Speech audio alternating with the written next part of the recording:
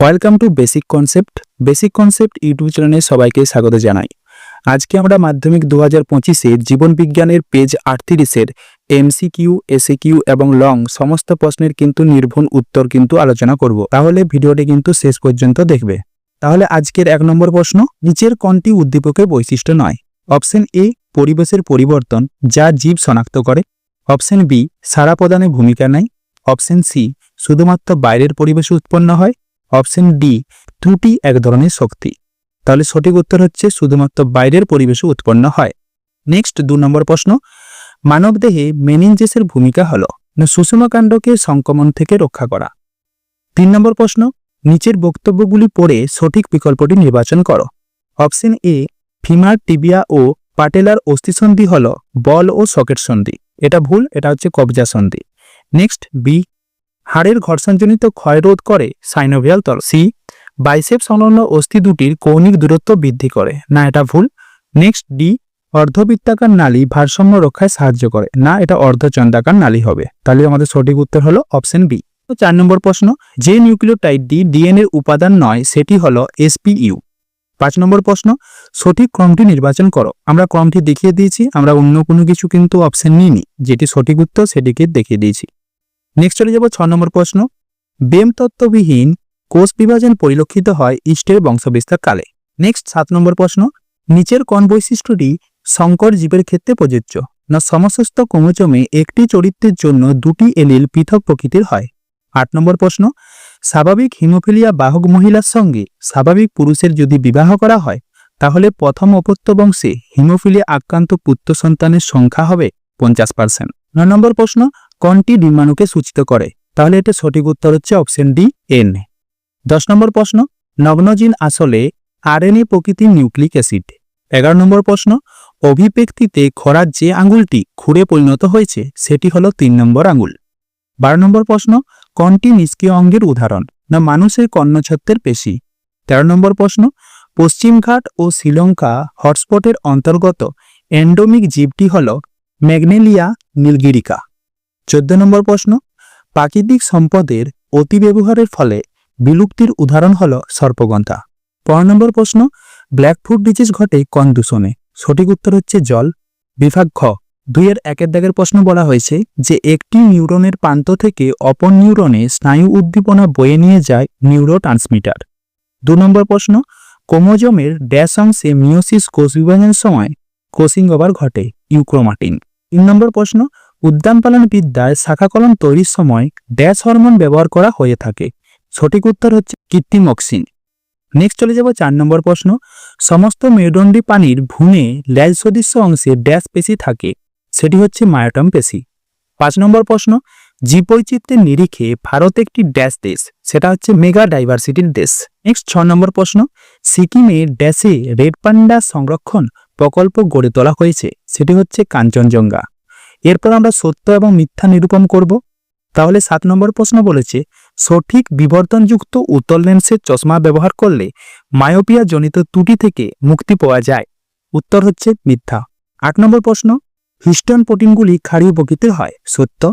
9 নম্বর প্রশ্ন, একজোড়া প্রকরণযুক্ত প্রচ্ছন্ন জিন মানুষের ক্ষেত্রে সংযুক্ত কানের লতির বৈশিষ্ট্যটি নিয়ন্ত্রণ করে, সত্য।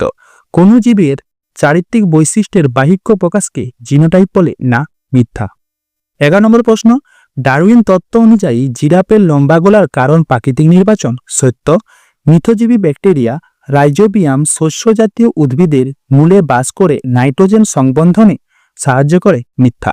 নেক্সট আমরা একটা স্তম্ভ দেখে নেব, অপশন এ এবং অপশন বি। তো 13 নম্বর প্রশ্ন বলা ছিল যে স্নায়ু উদ্দীপনা প্রেরণে অক্ষম হচ্ছে সোয়ান কোষ, উড্ডয়নের গতি নিয়ন্ত্রণ করে হচ্ছে রেকটিসেস, মাইক্রোটিবিউল হচ্ছে এমতন্তু গঠন, পোটানোভিয়া হচ্ছে ক্রোমোজোম সংযোজিত, সারিবৃত্তীয় শুষ্ক মৃত্তিকা হচ্ছে নিউমেটাফোর, ডিডিডি হচ্ছে জীব বিবর্তন।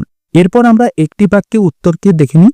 তো 19 নম্বর প্রশ্ন বলা হয়েছে একটি চারাগাছকে খোলা জানালায় রাখলে কিছুদিন পর দেখা যায় চারাগাছের কাণ্ডটি জানালার দিকে বেঁকে গেছে। এই প্রকার চলনে কোন হরমোনের প্রভাব লক্ষিত হয় তা উল্লেখ করো। সঠিক উত্তর হচ্ছে অক্সিন। হরমোন যদি অন্তঃক্ষরা গ্রন্থি হয় তাহলে বহিঃক্ষরা গ্রন্থি কি হবে? উৎসেচক এবং হচ্ছে লালা গ্রন্থি।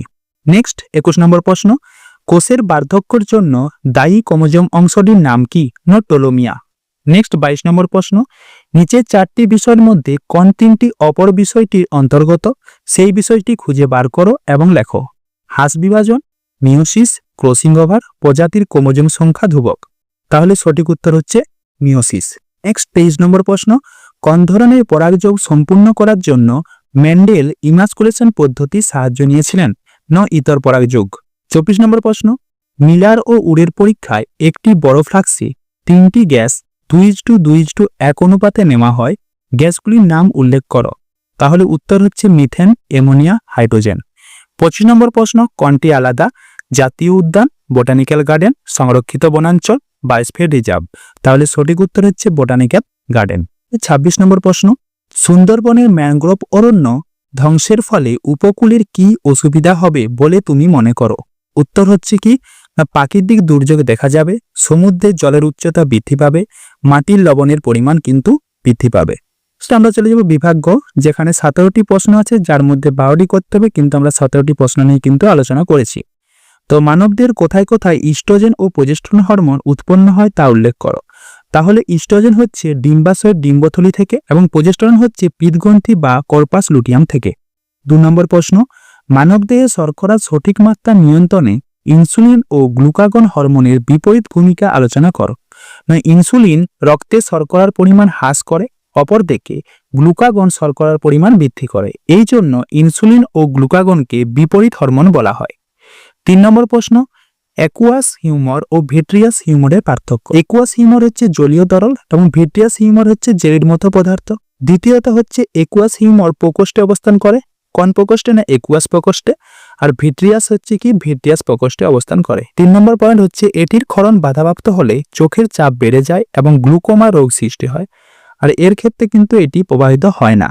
4 নম্বর প্রশ্ন, তুমি ওয়াংখেড়ে স্টেডিয়ামে বসে বিরাট কোহলিকে 6 মারতে দেখলে, এক্ষেত্রে তোমার চোখের উপযোজনটি শব্দচিত্রের মাধ্যমে ব্যাখ্যা করো। তাহলে যখন চোখে বিশ্রাম অবস্থা থাকবে তখন লেন্সের বক্রতা হ্রাস পাবে এবং হ্রাস পাওয়ার ফলে লেন্সের ফোকাস দৈর্ঘ্য বৃদ্ধি পাবে, এর ফলে রেটিনায় প্রতিবিম্ব গঠিত হবে। নেক্সট চলে যাব 5 নম্বর প্রশ্ন, যে পুনরুৎপাদনের ক্ষেত্রে মাইটোসিস কোষ বিভাজনের ভূমিকা কি? অনেক সময় একটি জীবের সমগ্র অঙ্গ যদি নষ্ট বা বিনষ্ট হয়ে যায় তাহলে মাইটোসিস কোষ বিভাজনের দ্বারা পুনরুৎপাদন ঘটে, চিংড়ি এবং কাঁকড়া ইত্যাদি। নেক্সট 6 নম্বর প্রশ্ন, কোরকোদ্গমের পদ্ধতি বংশবিস্তারকারী 2টি জীব নাম উল্লেখ করো। একটি হচ্ছে ইস্ট, অপরটি হচ্ছে হাইড্রা।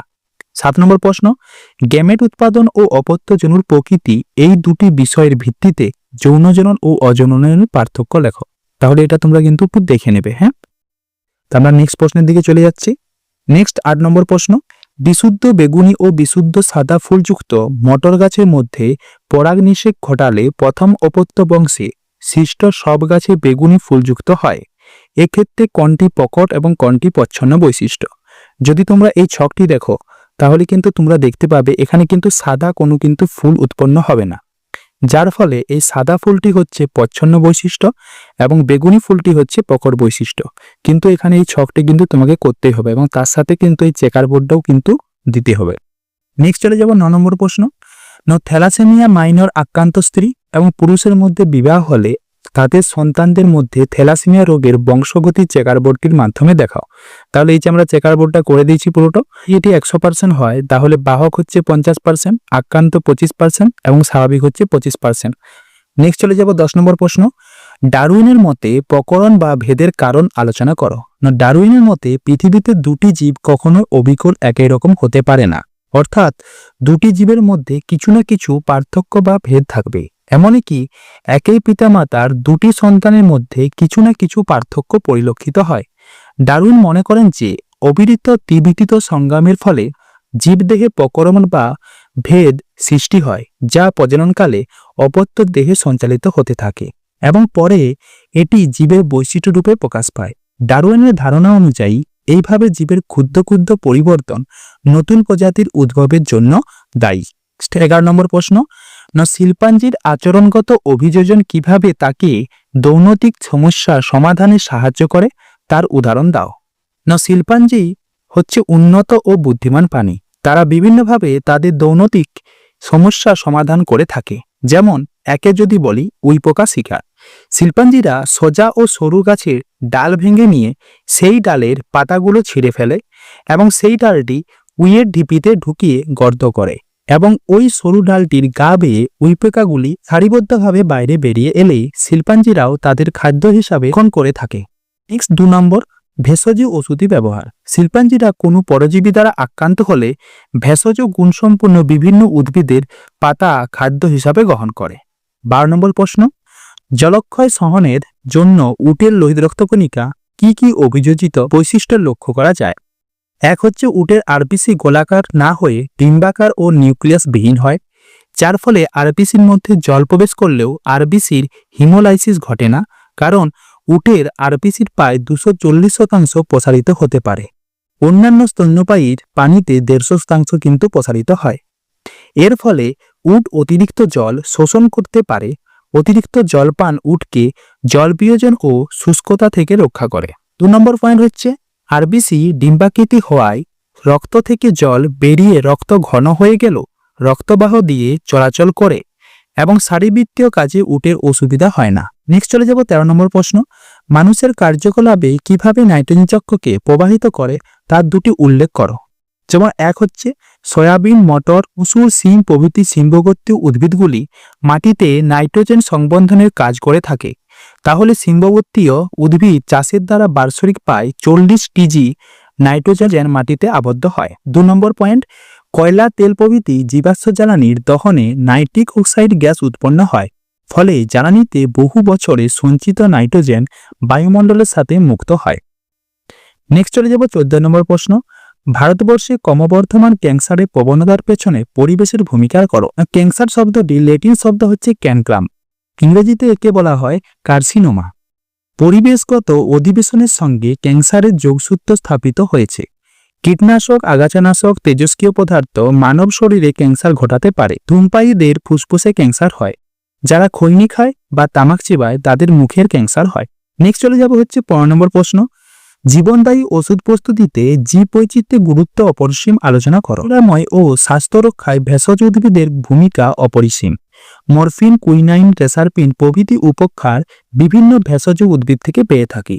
যেমন সর্পগন্ধার মূল থেকে রেসারপিন, সিংকোনা গাছের ছাল থেকে কুইনাইন, দুতরা গাছের পাতায় ও ফলের পাওয়া যায় ডাটুরিন। উপকারগুলি বিভিন্ন রোগে ব্যবহৃত হয়, যেমন কুইনাইন ম্যালেরিয়া রোগে, রেসারপিন উচ্চ রক্তচাপ রোগে, টুরিন হাপারিন ওষুধ তৈরিতে ব্যবহৃত হয়।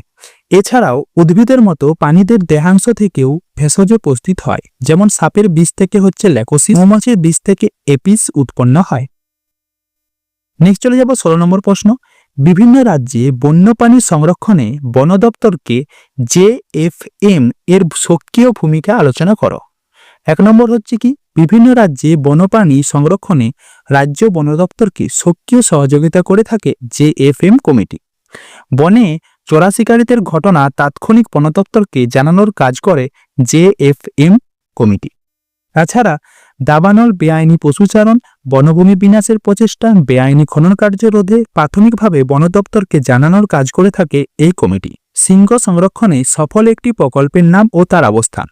তো গির অরণ্য হচ্ছে এই প্রকল্প, যেটির অবস্থান হচ্ছে কি গুজরাট। তাহলে আমরা মনে রাখবো কি গুজরাটের গির অরণ্য।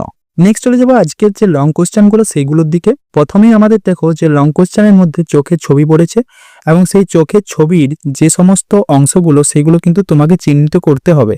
এখানে তো মাত্র 4টি কিন্তু তোমাকে পয়েন্ট দিতে বলেছে, কিন্তু পরীক্ষায় তোমার এইভাবে পড়বে না, এর থেকে কিন্তু অনেক বেশি পড়বে। তাহলে তুমি সেইগুলো কিন্তু দেখে রাখবে। হ্যাঁ, এছাড়া কিন্তু তোমাদের আবার কি আরো ছবি আছে বলতে এখানে এনাফেজ দশার একটা চিত্র অঙ্কন করতে বলেছে, তাহলে আমরা চিত্রটা দেখিয়ে দিয়েছি এবং প্রত্যেকটা কিন্তু পয়েন্ট এখানে কিন্তু দেওয়া আছে। নেক্সট চলে যাব 2 নম্বর প্রশ্ন, বলছে নিম্নলিখিত ঘটনাগুলি মাইটোসিস কোষ বিভাজনের কোন পর্যায়ে সংঘটিত হয় তা উল্লেখ করো। একে বলেছে ক্রোমোজোমের বেম সংযুক্তি, সেটা হচ্ছে মেটাফেজ দশায়। সেন্টোমিয়ার বিভাজন, সেটা হচ্ছে এনাফেজ দশায়। 3 নম্বর প্রশ্ন হচ্ছে নিউক্লিয়াসের পুনরাবির্ভাব পদ্ধতিগতভাবে উদ্ভিদ কোষের সাইটোকাইনেসিসের ও প্রাণী কোষের সাইটোকাইনেসিস এর পার্থক্য নিরূপণ করো। তাহলে তোমরা এই পদ্ধতি যেটা যেহেতু বলেছে, তাহলে পদ্ধতি লেগে অপশন যে 2 আছে সেই অপশন 2 এর কিন্তু পার্থক্যটা তোমরা লিখবে, এটা কিন্তু একটু দেখে নেবে। নেক্সট চলে যাব অথবা, যে সপুষ্পক উদ্ভিদের নিষেক পদ্ধতিটি একটি শব্দছকের মাধ্যমে বর্ণনা করো। আমরা কিন্তু এখানে একটা শব্দছকের মাধ্যমে বর্ণনা করেছি, যেখানে পরাগরেণু থেকে শুরু করে শিশু উদ্ভিদ পর্যন্ত আছে। এই শব্দ কিন্তু ছকটা একটু দেখে নেবে। নেক্সট বলেছে নিষেকের পরে ডিম্বাণু ও ডিম্বকের কি পরিবর্তন হয়। না, নিষেকের পরে ডিম্বাণু জাইগোটে পরিণত হয় এবং ডিম্বক হচ্ছে বীজে পরিণত হয়। 3 নম্বর প্রশ্ন, না মানুষের ক্ষেত্রে রোলার জীব ও স্বাভাবিক জীবের একটি উদাহরণের সাহায্যে প্রকরণের ব্যাখ্যা করো। না, বেশিরভাগ মানুষ তাদের জীব রোল করতে পারে, সেটা হচ্ছে কি 65 থেকে 80%, কিন্তু কিছু কিছু মানুষ তাদের জীব রোল করতে পারে না। জীবের রোল করার বৈশিষ্ট্যটি জিন 8ম জোড়া ক্রোমোজোমে অবস্থান করে। এক্ষেত্রে রোলার জীব প্রকট এবং স্বাভাবিক জীবের জিনটি হলো প্রচ্ছন্ন বৈশিষ্ট্য। নেক্সট প্রশ্ন আছে কি থ্যালাসেমিয়া রোগ প্রতিরোধে জেনেটিক কাউন্সিলের এর প্রয়োজনীয়তা ব্যাখ্যা করো। না, 1 নম্বর পয়েন্ট হচ্ছে বিবাহের পূর্বে উভয় পার্টনার থ্যালাসেমিয়া বা অন্য কোনো জিনগত রোগের বাহক কিনা তা নির্ণয়ের সময় উভয় পার্টনার থ্যালাসেমিয়ার বাহক হলে বিবাহ না করা, অথবা বিবাহ হলেও সন্তান থ্যালাসেমিক কিনা তা নির্ণয় করা। দ্বিতীয়ত হচ্ছে কি সন্তান ধারণের সময় মাতা ও পিতার বয়স বেশি হলে জেনেটিক কাউন্সিলিং কিন্তু করতে হবে, যদি পিতার বয়স 40-এর বেশি হয় এবং মাতার বয়স যদি 35-এর বেশি হয়। তৃতীয় পয়েন্ট হচ্ছে কি না পরিবারে থ্যালাসেমিয়া বা অন্য জিনগত রোগের ইতিহাস থাকলে কিন্তু জেনেটিক কাউন্সিলিং করতে হবে। নেক্সট 4 নম্বর হচ্ছে পয়েন্ট ভ্রূণ অবস্থা বা জন্মের পরে কোনো অচিহ্নিত কারণে শিশুর মৃত্যু হলে অথবা রোগগ্রস্ত শিশু জন্মালে জেনেটিক কাউন্সিলিং কিন্তু করতে হবে। তাহলে জেনেটিক কাউন্সিলের সুবিধা কি না জেনেটিক কাউন্সিলের দ্বারা ভবিষ্যতে সন্তান যাতে জিনগত রোগবিহীন হয় তা সুনিশ্চিত করাকে বলা হয় জেনেটিক কাউন্সিলের সুবিধা। নেক্সট প্রশ্ন হচ্ছে বিশুদ্ধ কালো ও কর্কশ লোমযুক্ত গিনিপিগের সঙ্গে বিশুদ্ধ সাদা মিশ্রণ লোমযুক্ত গিনিপিগের সংকলন ঘটালে তৃতীয় অপত্য বংশে সৃষ্ট অপত্যগুলি টাইপের অনুপাত চেকার বোর্ডের সাহায্যে দেখাও। তাহলে আমরা চেকার বোর্ডটা পুরোটাই দেখানো আছে এবং এই পরীক্ষা থেকে প্রাপ্ত মডেলে বংশগতি সংক্রান্ত সূত্রটি লেখো। তাহলে এখানে সূত্র বলতে দ্বিতীয় সূত্রটি হয় স্বাধীন সঞ্চালন সূত্র। এই দুটো আছে, এটা কিন্তু একটা স্ক্রিনশট নিয়ে নেবে, ঠিক আছে। 4 নম্বর প্রশ্ন, না 4 নম্বর প্রশ্ন বলেছে কিভাবে সরল জীব থেকে জটিল জীবের উদ্ভব হয়েছে তা রেখাচিত্রে বিবৃত করো। না পৃথিবীর সৃষ্টি থেকে আমাদের কি সরীসৃপ এই পর্যন্ত যেটি আছে এই রেখাচিত্রে কিন্তু দেখে নেবে। নেক্সট চলে যাব বাষ্পমোচন রোধে ক্যাকটাস পাতার অভিযোজনগত বৈশিষ্ট্যগুলি আলোচনা করো। না ক্যাকটাস হচ্ছে মরুভূমির উষ্ণ পরিবেশে জন্মায়, তাই এ জাঙ্গল উদ্ভিদ বা জেরোফাইট বলে। তো ক্যাকটাসের বিভিন্ন অভিযোজনের মধ্যে একটি উল্লেখযোগ্য হলো ফণিমনসা উদ্ভিদের পাতা কাটায় রূপান্তরিত হয়। নেক্সট অথবা প্রশ্ন বলা আছে যে লেমার্কের মতে অঙ্গের ব্যবহার ও অব্যবহারের কিভাবে নতুন প্রজাতির উৎপত্তির ভূমিকা নেয় তা আলোচনা করো। না পরিবেশের সঙ্গে খাপ খাইয়ে চলার উদ্দেশ্যে জীবদেহে কোনো কোনো অঙ্গের বেশি মাত্রায় ব্যবহার ঘটে, আবার কোনো কোনো অঙ্গের ব্যবহার খুব কমে যায়। ক্রমাগত ব্যবহার ফলে নির্দিষ্ট অঙ্গ বা অঙ্গগুলি সবল ও সুগঠিত হয়, অপরপক্ষে ক্রমাগত অব্যবহার ফলে সেগুলি দুর্বল ও ক্ষয়প্রাপ্ত হয় এবং কালক্রমে অবলুপ্তি ঘটে। নেক্সট আউটদের মৌলিত্বের প্রকৃতির উপর নির্ভর করে কিভাবে এরোজাররা খাদ্য উৎস চিহ্নিত করে তা লেখো। মূলত স্কাউট নামক কর্মী মৌমাছিরা খাদ্য সন্ধান পেলে মৌচাকে ফিরে আসে এবং বিশেষ মহড়া প্রদর্শন করে যাকে মৌনিত্য বলে। এই নৃত্যের প্রকৃতির উপর নির্ভর করে ফোরজার নামক কর্মী মৌমাছিগুলি খাদ্য সংগ্রহে বের হয়ে যায়। তো স্কাউট মৌমাছিদের মৌনিত্বের ফলে ফোরজাররা 3 রকমের কিন্তু তথ্য জানতে পারে, যেমন মৌচাক থেকে খাদ্য উৎসের অভিমুখ, তাছাড়া দূরত্ব, তাছাড়া হচ্ছে খাদ্যের হচ্ছে কি ঘ্রাণ। এবং খাদ্য উৎসের দূরত্ব অনুযায়ী স্কাউটদের 2 প্রকারের মৌনিত্য দেখা যায়। যেমন যদি খাদ্য থাকে 50 থেকে 75 মিটারের মধ্যে ক্ষুদ্র চক্রাকারে নৃত্য করে এবং স্কাউটদের পিছু পিছু অন্য ফোরজাররা খাদ্য উৎসের দিকে ধাবিত হয় এবং যাত্রাপথে তারা এই একই রকম নৃত্য করতে থাকে। দ্বিতীয়ত যদি খাদ্য উৎস 75 থেকে 100 মিটারের মধ্যে হয় তাহলে তারা ইংরেজি 8 আকৃতির কিন্তু পাক খায়, তাই এই নৃত্যকে বলা হয় ওয়াগন নৃত্য। সূর্যের সাপেক্ষে খাদ্যের অবস্থানের দিক অনুযায়ী তাদের নাচের অভিমুখ কিন্তু পরিবর্তন হয়। স্কাউটদের নাচের প্রকৃতি দেখে ফোরজার খাদ্য উৎসকে অনুধাবন করে। 5 নম্বর প্রশ্ন, জীবদেহ থেকে নাইট্রোজেন কিভাবে পরিবেশে ফিরে যায় তা আলোচনা করো। মৃত জীবদেহে প্রোটিন অংশ প্রথমে অ্যামাইনো অ্যাসিড এবং পরে অ্যামোনিয়ায় পরিণত হয়। এই পদ্ধতিফিকেশন মৃত্তিকায় অবস্থিত অ্যামোনিয়া প্রথমে নাইট্রাস ও পরে নাইট্রেট যৌগে পরিণত হয়, যাকে বলা হয় নাইট্রিফিকেশন। এবং মাটিতে বসবাসকারী কিছু জীবাণু মাটিতে আবদ্ধ ওই নাইট্রোজেনকে ভেঙে দেয় এবং ভেঙে দিয়ে কি তৈরি করে নাইট্রোজেন তৈরি করে এবং সেটাকে বায়ুমণ্ডলে ফিরিয়ে দেয়।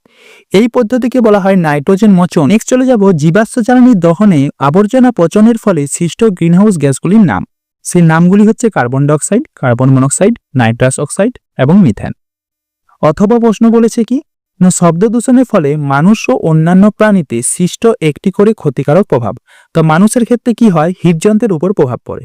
যদি দীর্ঘস্থায়ী বিকট আওয়াজ মানুষের হৃদযন্ত্রের উপর প্রভাব বিস্তার করে, এতে হৃদস্পন্দনের গতি বেড়ে যায় বা কমে যায়, রক্তে শ্বেতরক্তকণিকার মাত্রা বেড়ে যায় অথবা ধমনীর রক্তচাপ কিন্তু বেড়ে যায়। দ্বিতীয়ত, মানুষ ছাড়া অন্যান্য প্রাণীর ক্ষেত্রে এরা কিন্তু জোর আওয়াজ সহ্য করতে পারে না। এর ফলে তারা বিরক্ত হয় এবং ভয় পেয়ে যায়, এই জন্য তারা অন্যরকম আচরণ করে। এরপর নেক্সট প্রশ্ন চলে যাব, জীববৈচিত্র্যের অর্থনৈতিক গুরুত্বগুলি উদাহরণ সহ আলোচনা করো। জীববৈচিত্র্য একটি দেশের মূল্যবান সম্পদ ও সমৃদ্ধির পরিচয়। বিদেশে রপ্তানি করে বৈদেশিক মুদ্রা অর্জন করা যায়। জীববৈচিত্র্যকে কাজে লাগিয়ে আসবাবপত্র, কাগজ শিল্পে আঠা, রঞ্জন, মুগ, সিল্ক, মধু, উল, মুক্তো ইত্যাদি সংগ্রহ করে অর্থনৈতিক সুরক্ষা হয়। 6 নম্বর প্রশ্ন যাব, সুন্দরবনের নিম্নলিখিত 3টি পরিবেশগত সমস্যা ব্যাখ্যা করো। মিষ্টি জলের সংকট, দূষণ, সমুদ্র জলের উষ্ণতা বৃদ্ধির ফলে দ্বীপভূমির নিমজ্জন। তো 1 নম্বর পয়েন্টে বলা আছে মিষ্টি জলের সংকট।